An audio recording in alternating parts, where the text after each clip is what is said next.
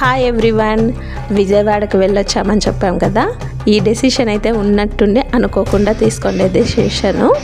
త్వరగా పూజ అయితే కంప్లీట్ చేసుకొని ఫుల్ రైన్ అండి. వెళ్ళేటప్పుడు మా ఇంటి దగ్గర నుంచి రోడ్డు మీదకి వెళ్ళడానికి కూడా చాలా బుడద.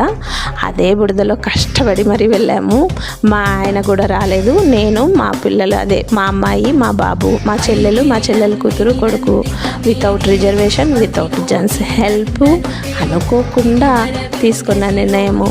అలాగే నవరాత్రులు కాబట్టి దర్శనానికి కొండ కింద నుంచి క్యూ లైన్ ఏర్పాటు చేశారు. దాదాపు 4 గంటల సమయం పట్టిందండి మేము అమ్మవారిని దర్శనం చేసుకోవడానికి. మేము ఫస్ట్ టైం వెళ్ళాం కాబట్టి ఇదైతే మా ఎక్స్పీరియన్స్. విడి దినాలలో వెళ్తే ఇంత క్యూ లైన్ ఉండదు, ఇంత టైం దర్శనానికి కూడా పట్టదు. దర్శనం అయితే త్వరగా కంప్లీట్ అవుతుంది. బాయ్. జై విజయవాడ కనకదుర్గమ్మ తల్లికి.